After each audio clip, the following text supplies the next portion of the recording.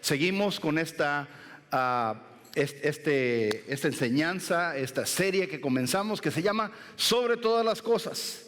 Sobre todas las cosas. ¿Por qué sobre todas las cosas? Acuérdense, estamos enfocándonos en el libro, la primera carta a los Corintios, a la iglesia de Corintio, y vemos aquí lo que Pablo está escribiéndole a esta iglesia. Él está hablando que sobre todas las cosas, lo más importante de todo es que el amor. El amor, el amor, el amor, el amor. ¿Verdad? Habla de que todas las cosas, yo diría que ese es el clímax de todo lo que está diciendo, como dicen aquí a los niños, ¿verdad? Cuando están enseñando a leer, es the main idea. La idea principal, la idea central de la primera carta a los Corintios es sobre el amor. Especialmente ¿dónde?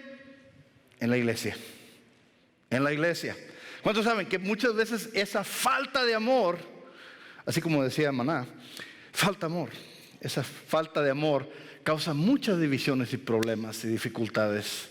Eso hace que las iglesias se resquebrajen y se detengan y dejen de hacer la misión que tenemos. Entonces, sobre todas las cosas, el amor. Vamos a leer lo que está diciendo aquí, con lo que concluye, de hecho, es el pasaje con el que concluye el primer capítulo, ¿verdad? Acuérdense, la carta original no tenía capítulos ni versículos, ¿verdad? Nada más era una carta, pero en este capítulo es el último versículo, los últimos versículos que vienen aquí, cuando Pablo está hablando. Y quiero que mantengan en mente que el primer capítulo, el contexto es la unidad, ¿verdad? Es con lo que empieza. Si usted estuvo aquí hace 2 domingos, lo que empieza inmediatamente es hablar acerca de la unidad en la iglesia. Y luego empieza a hablar de la sabiduría y cómo la sabiduría, los griegos la buscaban y querían esa sabiduría. Quiero seguir con esa idea de la sabiduría, pero dentro del contexto de la unidad.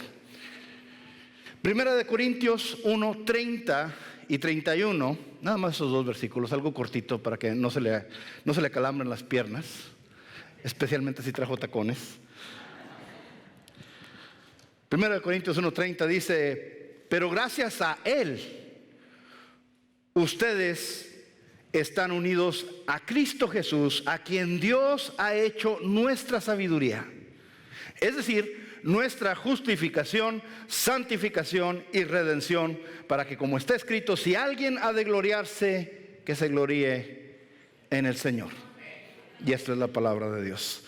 Padre Santo, pido que guíes mis palabras esta mañana, que esta enseñanza, esta prédica, Señor, llegue a los corazones de tu pueblo, que sea de edificación para el individuo, para tu iglesia, Señor Padre, y que tu Espíritu toque esas áreas de nuestra vida, que muchas veces nos vanagloriamos en la sabiduría, en diferentes cosas, pero la sabiduría eres tú, Cristo.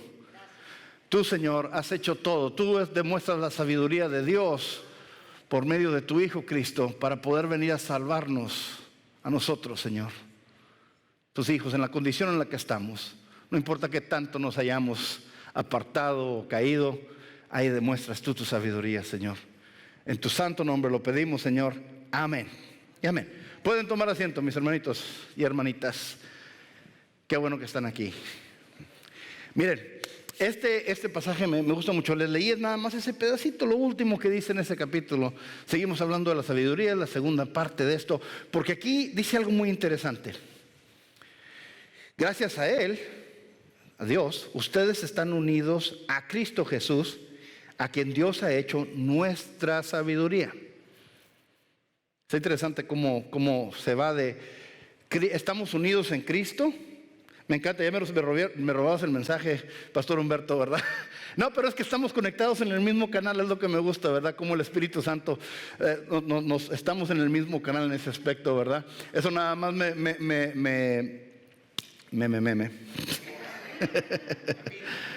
Eso me confirma lo que había escrito, que el Espíritu Santo se está moviendo. Estamos unidos en Cristo. Y la sabiduría, y eso es lo que es la sabiduría de Dios. Miren lo que dice, brinca eso. Estamos unidos a Cristo Jesús, a quien Dios ha hecho nuestra sabiduría. O sea, ¿cómo nos vamos de unión a sabiduría? O sea, ¿cómo hacemos ese brinco? ¿O cómo hace ese brinco Pablo, verdad? ¿De qué está hablando? Y luego lo especifica un poquito más, habla de 3 cosas. para decirnos de lo que es la sabiduría de Cristo. Y habla de estas cosas. Y son 3 procesos muy importantes. Son palabras teológicas, palabras un poquito profundas. Y se las quiero desgajar y explicar para ver cómo se conecta todo esto. Justificación, santificación y redención. Justificación, dígalo conmigo, santificación y redención. Y lo dice, para que como está escrito, si alguien ha de gloriarse, que se gloríe en sus logros. Que se gloríe en sus cuentas bancarias, en IBC y en Suiza, de donde las tenga, no sé, ¿verdad? No, que se gloríe en los amigos que tiene. No, que se gloríe en el carro que trae. No, que se gloríe en ¿qué? En Cristo. Porque ¿cuántos podemos, como que dice, ay, Señor, no me dejas pensar en español hoy. Muchas veces queremos picodear, ¿verdad? Presumir con esto, con lo otro, con aquello. Pero verdaderamente, si somos cristianos, ¿vamos a presumir a quién? A Cristo. Si somos cristianos porque seguimos ¿a quién? A Cristo. Porque vivimos para Cristo. Ya no vivimos para nosotros mismos. ¿Qué es lo que dice Pablo? Ya no vivo yo, sino que Cristo vive en mí. Más grande el que vive en mí que el que está en este mundo. ¿Cuántos se han sentido muchas veces que están encarando problemas y cosas muy grandes, muy difíciles? Si su problema está muy grande y su Dios muy chiquito, le está orando al Dios equivocado. Porque ¿qué es lo que dice la palabra? Nuestro Dios, ¿quién es nuestro Dios? ¿Cuántos han escuchado gente que dice, ay, Diosito? ¿Diosito? Es el creador del cielo y de la tierra, el que creó todo con decir, hágase la luz, y se hizo la luz. Ese es el Dios al que yo sirvo. Miren. Entonces, ¿por qué dice nuestra unión con Cristo nos da sabiduría? La sabiduría de Dios. Y empieza a hablar, sabiduría la empieza a definir. Justificación, santificación, redención. Vamos a hablar de la justificación. ¿Qué es estar justificado? ¿Qué es tener justicia? Hacer justicia. Muchas veces pensamos que la justicia es que la gente se le haga lo que se merece o que le pase lo que se merece, ¿verdad? Es lo que pensamos nosotros que es la justicia. Esta persona me hizo y ahora pues espero que le toque a ellos también, ¿verdad? Muchas veces no queremos perdonar a alguien porque pensamos que si nosotros no los perdonamos, pues entonces nosotros de alguna manera tenemos control sobre esa persona y lo que nos hizo. Sentimos de que, porque esa persona me hirió y me lastimó tanto, yo no la voy a perdonar porque esa persona me hirió y se merece que también sufra y lo voy a hacer sufrir con el látigo de mi desprecio. ¿Verdad? Y es lo que hacemos. Pero lo que le estamos diciendo, ¿qué es lo que dice la palabra de Dios? Dice, ¿a quién le pertenece la justicia? ¿A quién le pertenece la venganza? A Él. ¿Pero qué le estamos diciendo a Dios? No te tengo confianza de que lo hagas. Los vas a dejar ir libres ya que hagan lo que quieran y no les vas a hacer nada. Así es que yo voy a tomar control y yo lo voy a hacer cuando yo quiera y como yo quiera. ¿Ve lo que está pasando ahí? No lo estamos haciendo conscientemente, pero verdaderamente, ¿qué es lo que estamos diciéndole a Dios? No confío que hagas tu justicia. No confío que tú vayas a hacer lo correcto y lo justo. Quiero hacerlo yo porque si no lo haces como yo quiero, entonces no estás haciendo justicia. ¿Cuántos han caído presos ahí? Ay, Señor, algunos sí están siendo reales y otros están echando mentiras. La mentira es otra cosa, ¿verdad? Pero eso es para otro sermón. Eso es para otro sermón. Mis hermanos, tenemos que confiar a que Dios haga justicia según como Él lo tiene planeado. Que Él mismo le dice Jesús a su Padre cuando está a punto de encarar la cruz. Que no se haga mi voluntad sino la tuya. ¿Cuántos se aprendieron el Padre Nuestro? Hágase mi voluntad en el cielo como en la tierra. No, ¿verdad? ¿Qué es lo que dice? Hágase tu voluntad. Pero muchas veces lo decimos nada más de los dientes para afuera, como dicen aquí, ¿verdad? Justificación. ¿Qué es la justificación? ¿Quién es el que hace justicia? Él. Miren lo que dicen los antiguos, lo que decía aquí Jeremías, el profeta Jeremías, 700 años antes de Jesús, está hablando de eso. Dice, vienen días, afirma el Señor, que de la simiente de David, la descendencia de David, haré surgir un vástago justo. Es como una ramita. Un vástago justo. Él reinará con sabiduría en el país y practicará el derecho y la justicia. En esos días Judá será salvada, Israel morará seguro, y este es el nombre que se le dará: el Señor es mi salvación. Si lo lee en alguna otra traducción va a decir: el Señor es mi justicia. En el hebreo, Adonai Sidkenu. Sidkenu significa mi justicia. ¿El Señor es qué? Mi justicia. ¿Quién va a hacer justicia? El Señor. ¿Por qué soy yo justificado? Por mis hechos, por lo que yo hago, por lo que yo digo, por cómo me he visto. No tanto. Es por lo que hizo Jesús en la cruz. Él es mi justificación. ¿Ven de lo que está hablando? Y estamos hablando desde mucho antes. ¿De quién está hablando aquí Jeremías, por cierto? De la simiente de David. El descendiente de David. En otras palabras, el Mesías va a llegar. Los judíos lo veían como una profecía del Mesías. De la línea de David. Va a venir esa ramita justa que va a salir. Y en él él reinará con sabiduría, el derecho y la justicia. Judá será salvada, Israel morará seguro. El Señor es nuestra salvación, es nuestra justificación. Tenemos que entender la justificación de Él. ¿Cuántos de ustedes saben que muchas personas piensan que se van a ir al cielo porque hicieron cosas buenas? ¿Cuántos han escuchado eso? Inclusive hay una canción en los 50, 60, ¿verdad? ¿Por qué se fue y por qué murió? No la cantamos aquí los domingos porque no es canónica, ¿verdad? Pero ¿cuántos se acuerdan de esa canción? Creo que era Leo Dan el que la cantaba, ¿verdad? En español. ¿Sí? No, Leo Dan. ¿Sí? A ver, no ando tan mal, ¿verdad? Pero las cantaba esa canción y decía: voy a ser bueno para poder ir yo. Para poder estar con ella, me voy a portar bien, voy a ser bueno para poder entrar al cielo. Entonces, cuando uno llega a la puerta de ahí del cielo, van a decir: a ver, enséñame tu resumen, enséñanos ahí a ver qué fue lo que hiciste. No, pues yo hice esto, hice el otro, diezmaba todos los domingos, participé en esto, participé en el otro, daba comida, escarbaba pozos de agua en África, hice esto, hice lo otro, hice todo lo que prediqué todos los domingos, hice grandes proezas y señales, se sanaron los enfermos, expulsamos demonios, hicimos todas estas cosas, así es que ya tengo la entrada, ¿verdad? Nope. No importa qué tantas cosas tengamos ahí en nuestro repertorio de las cosas que hicimos nosotros. ¿Cuántos de ustedes saben que ni usted, ni yo, ni nadie se puede ganar el cielo por sí mismos? Porque, como les he dicho ya muchas veces, ¿cuántos hemos pecado? Sí, y los que no levantan la mano están pecando, ¿verdad? Pero porque están echando mentiras en la casa del Señor. Porque dice, ¿qué es lo que dice? No mentirás. Honrarás a tu padre y a tu madre. ¿Cuántos les han desobedecido a sus papás? ¿Cuántos se han robado algo? Mira, Señor, ¿que en dónde me mandaste a predicar, Señor?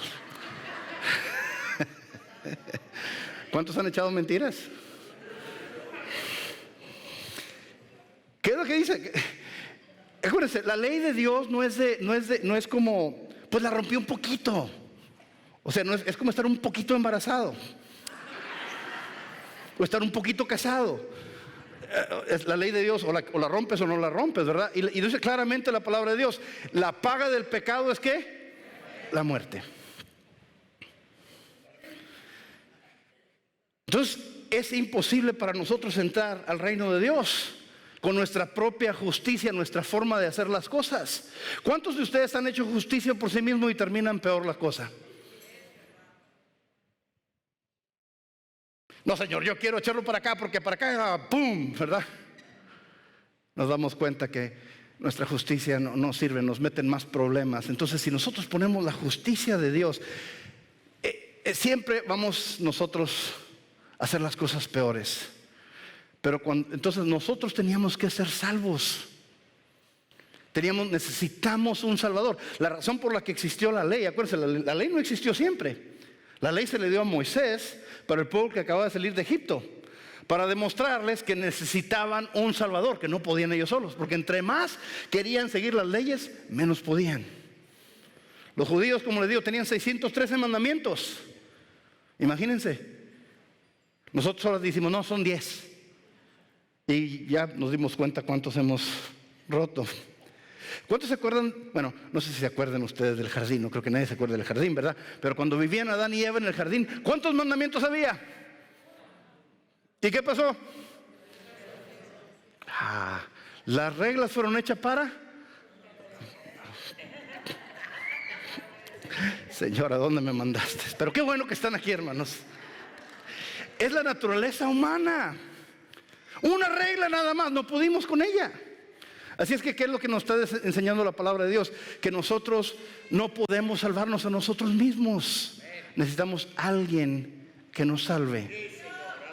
Fue lo que hizo el Señor en la cruz. Él nos justificó en la cruz. Él nos justificó en la cruz. Lo que hizo Él en la cruz es lo que nos va a dejar entrar a la presencia de Dios. Amén. Miren, alábenlo aquí en su casa al Señor. Vemos en la palabra de Dios ahí en la cruz, cuando Cristo estaba crucificado, Jesús estaba en la cruz todavía agonizando. Había dos malhechores que estaban crucificados con Él, uno a la derecha y uno a la izquierda. Y nos dicen que los dos estaban insultando a Jesús, estaban burlando de Él, pero a uno después como que le cayó la convicción y se arrepintió. Y hace algo tremendo este hombre. Este hombre estaba ahí siendo ejecutado por sus acciones, por su falta a la sociedad. Él había cometido un crimen, me imagino que era algo en contra de los romanos, algo hizo, pero esta persona estaba siendo crucificada por una falta, porque era un criminal. De hecho, si vemos aquí lo que voy a leer, cómo reconocen, nosotros nos merecemos esto. Él no se merece esto. Empezó a reconocer que Jesús, primero que nada, era inocente. Miren lo que pasa. Este hombre estaba muriendo por sus crímenes. Era culpable y estaba pagando esa pena. Miren, Lucas 23, 36, 39 dice: uno de los criminales ahí colgados empezó a insultarlo. ¿No eres tú el Cristo? Sálvate a ti mismo y a nosotros. Pero el otro criminal lo reprendió. Ni siquiera temor de Dios tienes, aunque sufres la misma condena. En nuestro caso el castigo es ¿qué? Justo, pues sufrimos lo que merecen nuestros delitos. En cambio, en cambio no ha hecho nada malo.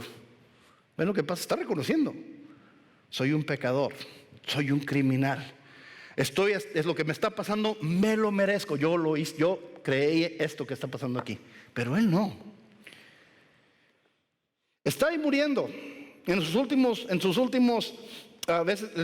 momentos, dice esto, le dijo: Jesús, acuérdate de mí cuando vengas a tu reino.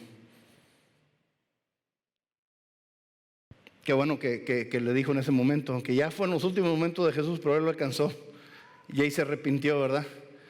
Y le dijo, ahí mismo, en su cama de muerte, ¿verdad? En sus últimos minutos, en sus últimas horas, le dice a Jesús: acuérdate de mí cuando entres a tu reino.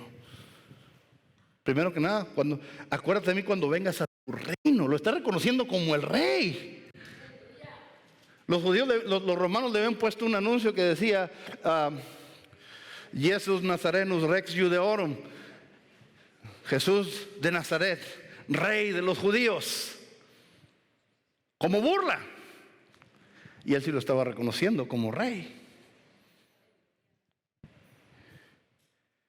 Jesús le responde: te aseguro que hoy estarás conmigo en el paraíso. Le contestó Jesús: hoy estarás conmigo en el paraíso. ¿Por qué le contestó eso Jesús esto?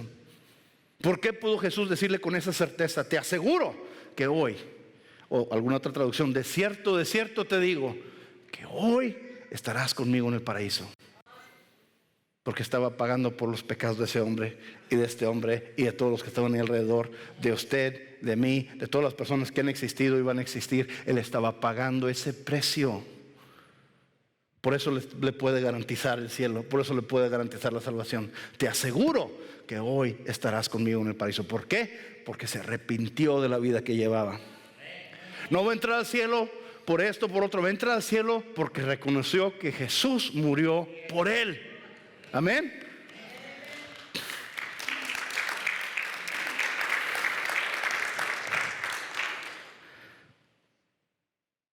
Mira lo que dice Isaías, el profeta Isaías. Este pasaje creo que hicieron un experimento, ¿verdad? Y se lo enseñaron a muchos cristianos y a muchas personas en el público. Y les leyeron de quién está hablando y en qué parte de la Biblia encuentran esto. Y todas las personas que han leído esto, que se los enseñaron, dijeron, está hablando de Jesús y está en el Nuevo Testamento. ¿Okay? Estaban bien en una contestación y estaban mal en otra. Porque sí está hablando de Jesús este pasaje, pero está en el Antiguo Testamento. Mire lo que está describiendo Isaías por medio del Espíritu Santo. Acuérdense, la palabra de Dios está inspirada por el Espíritu Santo. 750 años de Cristo, mire lo que dice aquí. Antes de Cristo, dice 750 años antes de Cristo, mire lo que está escribiendo Isaías. Ciertamente Él cargó con nuestras enfermedades y soportó nuestros dolores. Pero nosotros lo consideramos herido, golpeado por Dios y humillado. Él fue traspasado por nuestras rebeliones y molido por nuestras iniquidades. Sobre Él recayó el castigo, precio de nuestra paz, y gracias a sus heridas fuimos sanados. Todos andábamos perdidos como ovejas, cada uno seguía su propio camino, pero el Señor hizo recaer sobre Él la iniquidad de todos nosotros. Maltratado y humillado, ni siquiera abrió su boca. Como cordero fue llevado al matadero, como ovejas mudeció ante su trasquilador, ni siquiera abrió su boca. ¿Ya acuerdan cuando se enojó Pilato con él porque no le contestaba? Cuando lo pusieron delante del rey Herodes, tampoco abrió su boca. Después de aprenderlo y juzgarlo, le dieron muerte. Nadie se preocupó por su descendencia. Fue arrancado de la tierra de los vivientes y golpeado por la transgresión de mi pueblo. Se le asignó un sepulcro con los malvados. De hecho, si usted lee la palabra malvados en el hebreo, es con los ricos. Con los ricos. ¿Dónde pusieron a Jesús, el cuerpo de Jesús? En la tumba de José de Arimatea, un hombre sumamente rico. Y mire lo que dice, con los ricos, y murió entre ¿qué? Los malhechores. ¿Quién estaba a su derecha y a su izquierda en la cruz? Aunque nunca cometió violencia alguna, no hubo engaño en su boca. ¿Qué pasó? Les decía la verdad. Y como dicen en español, se me hace que eran mexicanos todos, ¿verdad? La verdad no peca, pero incomoda. Pero el Señor quiso quebrantarlo y hacerlo sufrir. Y como Él ofreció su vida en expiación, en otras palabras, en lugar de nosotros, verá su descendencia y prolongará sus días. Vemos que murió y de repente ya verá su descendencia y prolongará sus días. Estamos viendo ya estamos que está regresando la vida.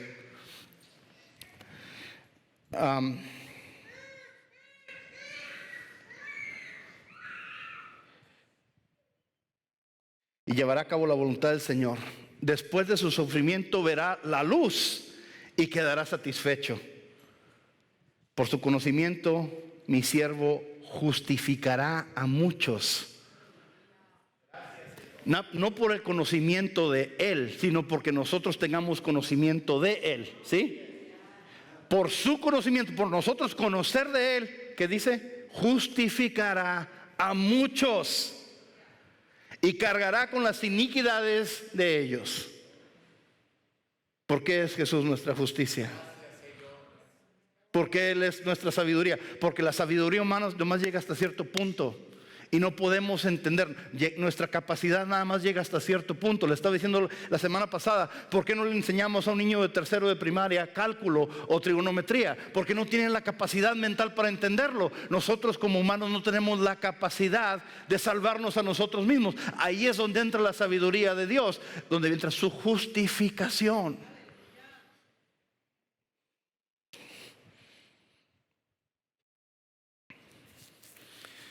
¿Cuántos han tenido la experiencia de llevar a su bebito recién nacido, chiquito, de unos meses, a que le pongan las vacunas? ¿Qué tan divertido es eso? Claro que no, porque te hacen esperar muchísimo tiempo, ¿verdad? Pero no, claro que vas. Pero ¿qué es lo que vienen los niños y le ponen las vacunitas, ¿verdad? Y luego vienen con una jeringa de este tamaño, ¿verdad? Que se la van a poner en la pierna, me acuerdo. Tenía miedo que la aguja saliera por el otro lado y me la pusieran a mí, ¿verdad? ¿Y cómo se siente uno que tiene ahí al niño? El niño que te está viendo como que no vas a hacer nada. ¿Nunca se han dado cuenta? ¿Pero por qué lo estamos haciendo? Por su bien. Muchas veces el niño no tiene la capacidad. Dios tiene la capacidad. Aquí vemos su intelecto, vemos su inteligencia, vemos su sabiduría. Donde nos justifica, porque nosotros no nos podemos justificar. Cuando entremos al cielo, nosotros vamos a tener el récord peor. Nuestra justicia no va a ser suficiente para entrar. Pero lo que va a haber es que, traes una manchita ahí roja. ¿De dónde es? Es la sangre del cordero que me cubre a mí. Entonces con esa sangre podemos entrar a la presencia de Dios, ¿verdad? Por eso cuando Jesús dijo, tetelestai, dijo, consumado es, se había pagado esa deuda. ¿Y qué vemos que sucede en el templo? La cortina que separaba al Dios santo del hombre pecaminoso se rasgó de arriba abajo. Ya no hay necesidad, ya podemos entrar directamente a la presencia de Dios, porque ya estamos justificados para estar ahí. ¿Sí? Segunda cosa es la santificación. Santificación. Ese es otro tema muy interesante. Porque la santificación muchas personas piensan que el momento que nos entregamos a Cristo ya estamos santificados inmediatamente. Y eso no es cierto. La santificación es un proceso. Estamos justificados. Ya podemos entrar a la presencia de Dios, pero ¿cuántos saben que traemos todavía costumbres que todavía como que no han cambiado? Todavía traemos ahí equipaje que debíamos haber dejado afuera. ¿Sí? Nos acercamos a Dios, nuestro estatus delante de Él cambió, ya podemos entrar a su presencia, pero todavía traemos muy malas costumbres. De hecho, como le digo, como terapeuta, ¿verdad? Hay algo que veo mucho que mencionan los alcohólicos anónimos. Los alcohólicos anónimos tienen un concepto que dicen, bueno, esta persona es un borracho seco. A dry drunk, como le dicen en inglés. Un borracho seco, ¿qué es eso? O sea, un borracho seco se secó muy bien, se echó con el, no, ¿qué pasó? No. Un borracho seco es una persona que dejó de consumir alcohol, pero todavía tiene todo el comportamiento de una persona alcohólica.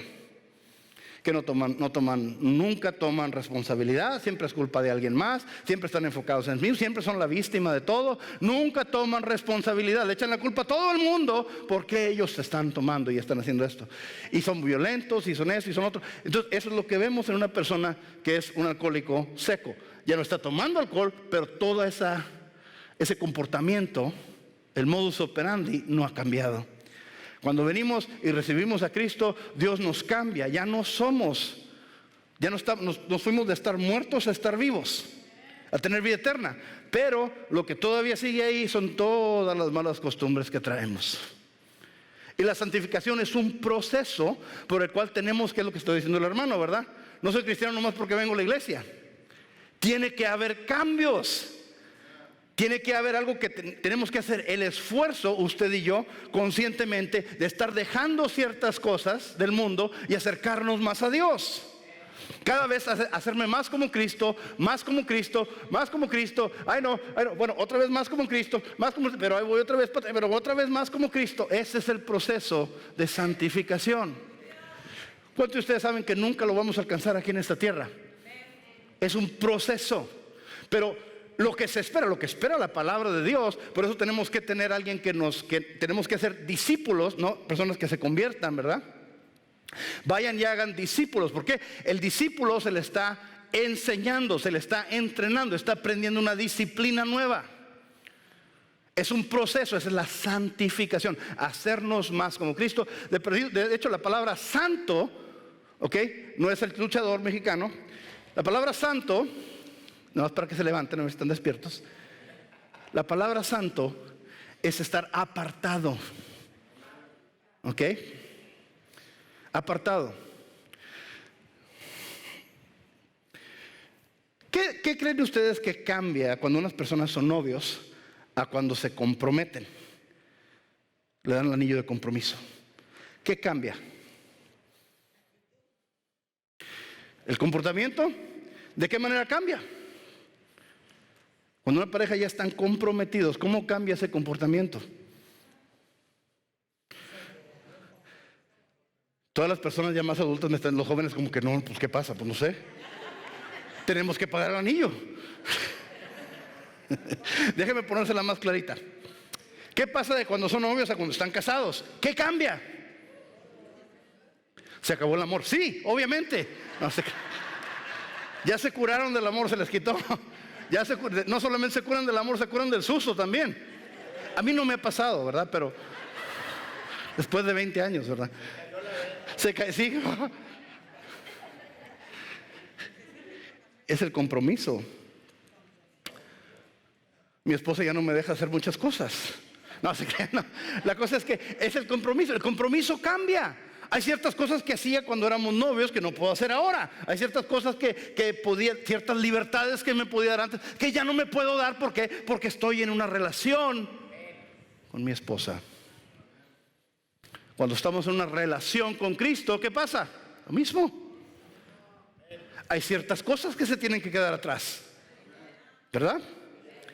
Eso es la santificación, cada vez acercarnos más, cada vez acercarnos más, cada vez estar acercándonos a la luz, ¿verdad? ¿Nunca le ha pasado que cuando se levanta, cuando viene para acá para la iglesia todavía, o sea, como que no se ha visto la lagañita que trae ahí, o sea, ¿verdad? Y no se ha visto la mancha que trae todavía, y luego ya cuando llega así a la luz sale fuera y traigo todo manchado el vestido, esto, lo otro. Oh, traigo la lagaña y, ¿verdad? No salió, no se cree. Muchas veces Dios lo que hace es nos acercamos y entre más nos acercamos a la luz de Cristo, más empezamos a ver, todavía me falta esto, ahora tengo que trabajar en esto, ahora tengo que trabajar en esto, y constantemente es ese proceso, ¿verdad? Miren lo que dice la palabra de Dios. Primera de Pedro 1:13 dice: por eso dispónganse para actuar con inteligencia, tengan dominio propio. Es algo que veo que falta mucho, que cada vez celebramos la falta de dominio propio. Nos hacemos los víctimos, ¿verdad? Las víctimas de que es que así me sentía. Bueno, ¿por qué hiciste eso? Es que estaba enojado. Ok, estar enojado y hacer lo que hiciste son dos cosas muy diferentes. ¿En qué momento decidiste hacerlo? ¿Verdad? Dispónganse a actuar con inteligencia, tengan dominio propio, pongan su esperanza completamente en la gracia que se les dará cuando se revele Jesucristo. Como hijos obedientes, no se amolden a los malos deseos que tenían antes cuando vivían en la ignorancia. Más bien sean ustedes santos en todo lo que hagan, como también es santo quien los llamó. Pues está escrito: sean santos porque yo soy santo. ¿Ven lo que está diciendo Pedro? Sean santos porque yo soy santo. Dejen de vivir como vivían antes. Tienen que cambiar esas cosas. Conscientemente tenemos que hacerlos. Sean santos porque yo soy santo. ¿Okay? Nosotros, si somos seguidores de Cristo, significa que lo estamos representando. Y si nuestra actividad, nuestras acciones no han cambiado, entonces ahí tenemos que darnos cuenta constantemente qué tengo que cambiar. ¿Cómo puedo acercarme más a Cristo? Y es muy fácil empezar a ver, ¿cómo no vino la hermana tal o este hermano para escuchar este sermón? Siempre que me pasa eso, siempre me dice: Señor, no, papito, es para ti. Ay, Señor. ¿Verdad? Siempre tenemos que ver qué está pasando aquí adentro. porque no es para los demás, es para mí. ¿Qué tengo que hacer yo? Empieza conmigo. No puedo apuntar dedos y yo no. Es que no dice Jesús, no le veas ¿qué dice? El pedazo de aserrín, el pedacito de aserrín que trae la persona en el ojo, si tú traes una viga en el tuyo. Lo que nos dice Jesús. Tenemos que empezar aquí adentro primero. Segunda de Corintios 5:17. Miren lo que dice aquí. Este proceso de cambio que tiene que haber. Por lo tanto, si alguno está en Cristo, es una, ¿qué? Nueva creación. Lo viejo ha pasado, ha llegado ya lo nuevo. Todo esto proviene de Dios, quien por medio de Cristo nos reconcilió consigo mismo y nos dio el ministerio de la reconciliación. Esto es, que en Cristo Dios estaba reconciliando al mundo consigo mismo, no tomándole en cuenta sus pecados y encargándonos a nosotros el mensaje de la reconciliación. No sé si le esté cayendo el 20 del peso del que dice aquí, lo que está diciendo aquí Pablo. ¿Qué misión tenemos usted y yo? La reconciliación. Pero ¿quién nos va a creer si no estamos viviendo como personas regeneradas? ¿Quién nos va a hacer caso? Por eso siempre nos acusan de hipócritas, ¿verdad? Así que somos embajadores de Cristo. Como si Dios los exhortara a ustedes por medio de nosotros. En nombre de Cristo les rogamos que se reconcilien con Jesús, con Dios. Al que no cometió pecado alguno por nosotros, Dios lo trató como pecador para que en él recibiéramos la justicia de Dios. Que es lo que les dije anteriormente. Entonces, ¿por qué tiene que haber ese cambio, verdad? Si decimos que Jesús es nuestro Padre, tenemos que actuar como nuestro Padre, ¿verdad? ¿Qué argumento les hace Jesús a los fariseos? Ustedes dicen que su padre es Abraham, ¿por qué no actúan como Abraham? Lo que están haciendo nunca lo hubiera hecho Abraham. Ustedes son hijos de su padre Satanás, el diablo, y me quieren matar, porque no tienen cupo, mi palabra no tiene cupo en sus corazones, por eso se quieren deshacer de mí. Se están haciendo lo que hacen. Entonces, nuestras acciones, ¿a quién están reflejando? Tenemos que tener mucho cuidado, mis hermanos, porque se trata de predicar la palabra. Ven la sabiduría de Dios aquí. Primero nos justifica, nos abre la puerta, y luego nos dice, ahora, ya que te abrí la puerta, sé un poco agradecido, ¿no? Cambia un poquito tu forma de ser para que no solamente estés aquí conmigo, sino para que te traigas a todos los que puedas. Que tú la forma que te comportas, la forma que tratas a la demás gente, que eso atraiga a más personas, para que ellos atraigan a más personas y así se multiplique la salvación que Dios trae. Ahí vemos la sabiduría de Dios. Mire, esto es una carrera. Es una carrera, es un proceso. Y me encanta lo que dice Pablo a Timoteo en el último capítulo, en la última carta que escribió, porque a las pocas semanas de haber terminado esta carta lo ejecutaron. Nerón ejecutó a Pablo. Y miren lo que dice Pablo. Pablo ya sabía que iba a morir, pero miren lo que dice. A mí me encantaría poder decir esto el día que me vaya a casa. Segunda de Timoteo 4:6. Yo por mi parte ya estoy a punto de ser ofrecido como un sacrificio. El tiempo de mi partida ha llegado. He peleado la buena batalla. He terminado la carrera. Me he mantenido en la fe. Por lo demás me espera una corona de justicia que el Señor, el juez justo, me otorgará en aquel día. Y no solo a mí, sino también a todos los que con amor hayan esperado su venida. ¿Cómo lo describe aquí Pablo? He terminado ¿qué? La carrera. He peleado la buena batalla, he mantenido la fe. Créanme que esas palabras me inspiran a mí. Para que en el final de mis días pueda yo decir eso. A lo más que pueda. ¿Soy perfecto? No, de ninguna manera. Me falta mucho. Pero ¿qué dice? Estoy en esta carrera. No hay una meta en sí, es estar en esta carrera, porque nunca vamos a llegar a la perfección. La perfección la vamos a tener ese día que estemos delante de la definición de perfección y estemos unidos con Él, caminando en las calles de oro. Amén. Ese día es donde va a haber esa transformación absoluta. Pero aquí tenemos que estar cada vez más y cada vez más y cada vez puliéndonos más en la palabra. No, por eso les digo a todos, no, ¿de qué nos sirve ser cristianos 20, 30 años si no ha habido maduramiento, si no ha habido cambio? No se trata de venir a calentar el asiento, se trata de madurar, se trata de ser utilizados, de aprender, de mejorar. Es una progresión. Finalmente quiero hablar de la redención, justificación, santificación, redención. Déjeme recordarle que el contexto de este capítulo que les acabo de leer, es de la unidad, ¿verdad? Pastor, bueno, entonces, ¿qué tiene que ver esto con la unidad? ¿Cuántos de ustedes saben que Dios es un equipo en sí mismo?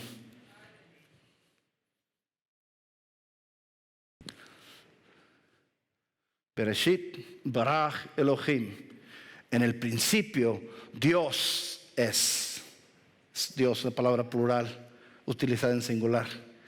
Dios creó los cielos y la tierra. Y Dios dijo, hagamos. ¿Con quién está hablando? ¿Cuántos saben que Dios puede hablarse a sí mismo y no hay problema ahí? Él puede contestarse a sí mismo y no hay problema ahí, porque son tres personas en uno: Padre, Hijo, Espíritu Santo. Cuando Jesús fue bautizado, de que salió de las aguas y que se escuchó la voz diciendo, este es mi Hijo, ¿verdad? Y se vio descender del cielo como una paloma, no una paloma, como una paloma al Espíritu Santo. ¿Sí? Padre, Hijo, Espíritu Santo, lo estamos viendo ahí. Cuando Jesús va a la cruz, ¿con quién está orando? ¿Con quién está hablando? Padre, hágase tu voluntad y no la mía. Dios en concierto consigo mismo, Elohim. Dios en perfecta relación con sí mismo. Dios está en unidad. Cuando Jesús, ¿se acuerdan cuando le leí la oración de Jesús? Pido, Padre, que ellos estén unidos, así como tú y yo estamos unidos. Así como tú estás en mí y yo en ti, así quiero que yo esté en ellos y ellos en mí. ¿Se acuerdan cuando creó al hombre y dijo, no es bueno, todo había sido bueno, no es bueno que el hombre esté solo? ¿Por qué? Porque un Dios relacional nunca se iba a manifestar a un individuo. La mejor forma de entender y comprender a Dios es en medio de una relación. Por eso le digo a los matrimonios con los que trabajo, la relación entre ustedes va a indicar la relación que tienen cada uno con Dios. Si les cayó la pedrada, discúlpenme, pero esa es la palabra de Dios. No es, ¿qué es lo que dice Juan también? Si el que dice que yo amo a Dios pero odio a mi hermano es un mentiroso, porque el amor de Dios no está en él. Amarás a Dios con todo y amarás a tu prójimo como a ti mismo. ¿Se acuerdan? Unidad. El Padre tenía todo ya planeado. El Padre ya tenía todo el plan de redención. Ya tenía todo el plan de salvación. Jesús, el Hijo, el propósito de él era ¿qué? Obedecer el plan, someterse a su Padre y venir y pagar el precio por usted y por mí. ¿Bajo el poder de quién? Del Espíritu Santo. Padre, Hijo, Espíritu Santo, trabajando en concierto con sí mismo. ¿Qué es lo primero que le dice la iglesia de Corintio? Que haya unidad entre ustedes. No que yo sigo este, y yo sigo este, y yo sigo. No. Unidad. Unidad. Unidad en Cristo. Porque Él es el que nos da la justificación. Él nos guía en ese camino de santificación y finalmente la redención. Juan 1:10, miren lo que dice, ¿verdad? De nuevo, Juan nos lleva en el primer capítulo a Génesis. Todo judío que leía el Evangelio de Juan inmediatamente se relacionaba con esto, porque dice, en el principio era el Verbo, y el Verbo estaba con Dios, y el Verbo era Dios. Todo lo que fue creado por medio de Él, ¿verdad? Y luego dice después que el Verbo se hizo carne, ¿verdad? En esos pasajes, miren lo que dice aquí, la redención. La redención. ¿Qué es redimir algo? ¿Qué es redimir? Es como pagar un precio por algo, comprar algo. Es redimirlo, hacer un intercambio. El que era la luz ya estaba en el mundo y el mundo fue creado por medio de él, pero el mundo no lo reconoció. Otras traducciones dicen no lo recibió. Vino a lo que era suyo, pero los suyos no lo recibieron.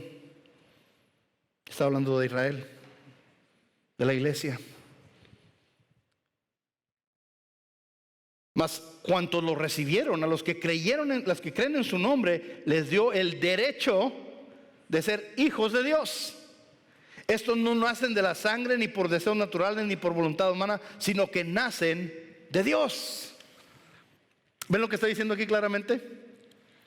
¿Qué derecho nos dio Jesús? A todos aquellos que creemos y recibimos su nombre, su sacrificio. Nos dio el derecho de ser ¿qué? Hijos de Dios. Ahora quiero que entiendan la profundidad de eso. ¿Cuántos han leído de los juniors, verdad? No, pues esta persona es hijo de tal persona y es hijo de tal político, tal esto, tal otro. Tiene todo tipo de beneficios, se puede hacer lo que ellos quieren porque pues, son de los juniors, ¿verdad? ¿No? Nunca han escuchado eso. Nada más yo. Pero ¿qué es lo que nos está diciendo aquí?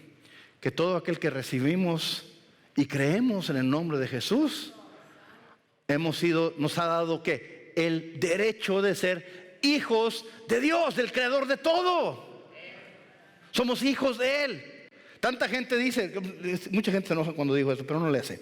Dicen, todos somos hijos de Dios. No, todos somos creación de Dios. No todos somos hijos de Dios, según lo que dice la palabra aquí. No todos somos hijos de Dios. Y no porque seamos especiales o los cristianos son mejor que todos. No. ¿Por qué? Por lo que hizo en la cruz. Y esa oferta está para todas las personas. No me hace más importante que nadie. Es como, por ejemplo, si vivimos en un país donde, gracias a Dios, hay servicios sociales, ¿verdad? Si alguien no tiene dinero para la comida o para esto, para el otro, y no tiene bajos recursos, ¿puede ir a dónde? Aquí en Estados Unidos. Puede ir a que le den comida, que le den ayuda médica, que le den todo eso. ¿Por qué? Porque la persona es súper especial. ¿O porque es mejor que los demás? ¿O porque se merece trato especial? No.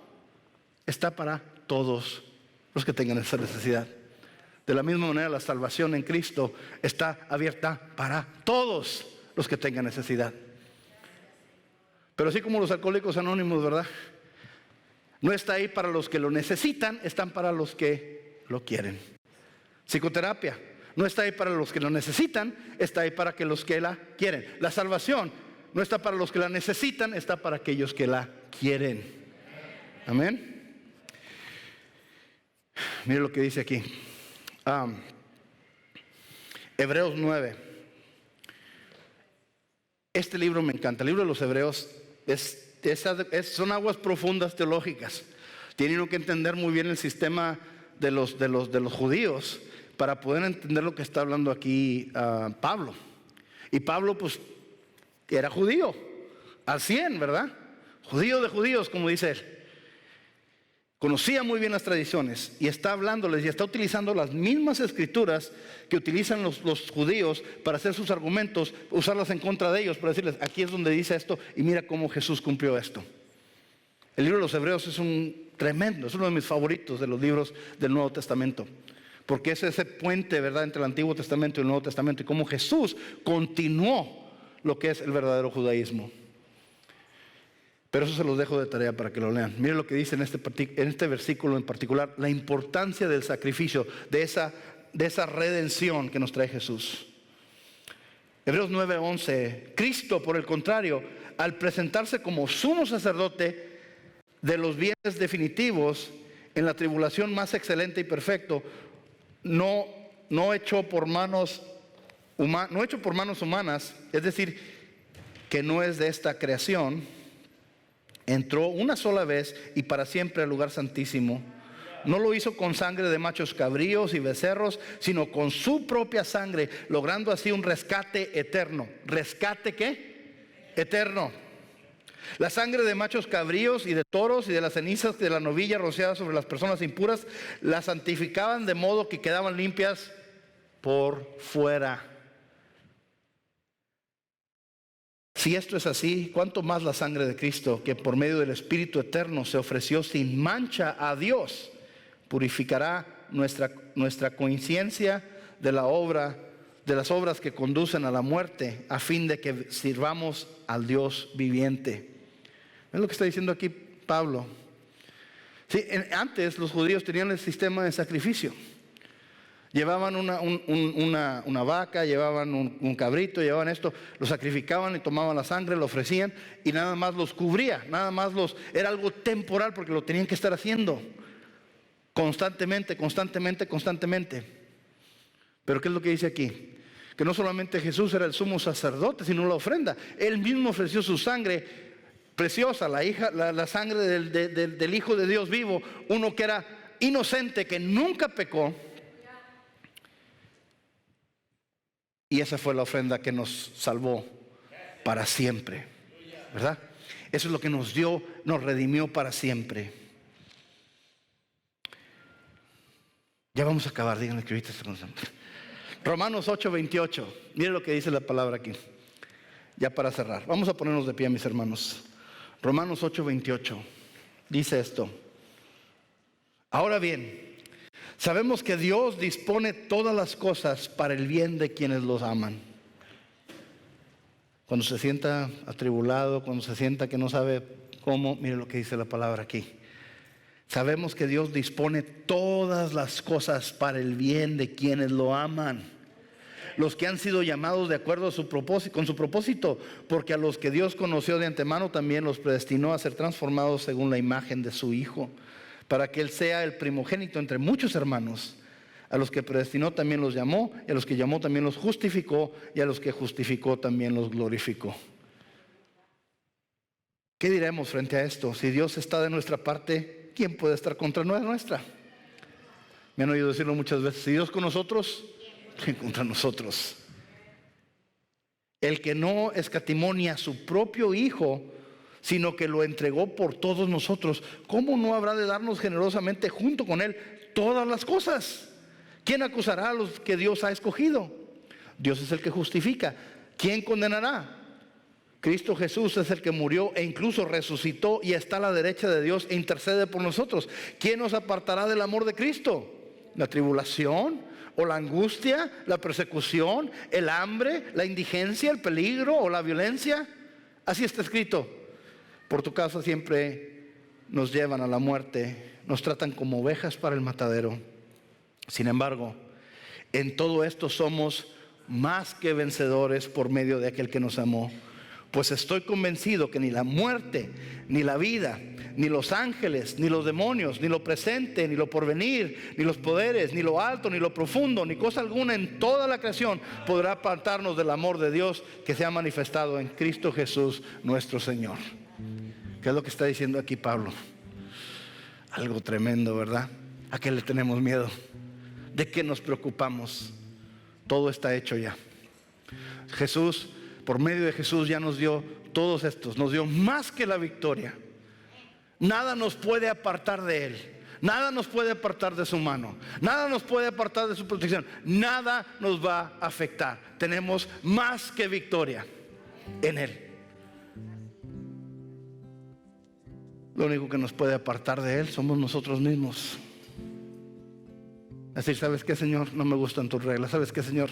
No quiero hacerte caso. Quiero seguir en las mismas. Eso es donde nos metemos en problemas. Por eso tiene que haber esa transformación. Ahí vemos la sabiduría de Dios. Vemos la sabiduría de Dios. En que eso va a forjarnos a cada uno de nosotros. Este grupo de individuos con ideas e historias diferentes nos va a forjar en una iglesia que va a afectar una comunidad, que va a traer a la comunidad junta, que vamos a impactar los corazones y las mentes de las personas. Eso es lo que vemos en la sabiduría de Dios, en la salvación que nos dio, la justificación, todo eso.